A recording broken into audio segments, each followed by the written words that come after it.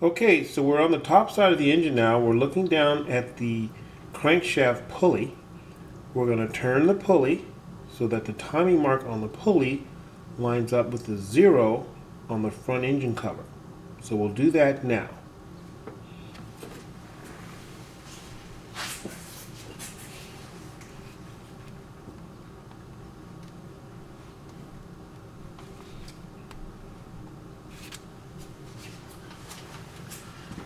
So now the top of the engine is lined up, the bottom of the engine is lined up.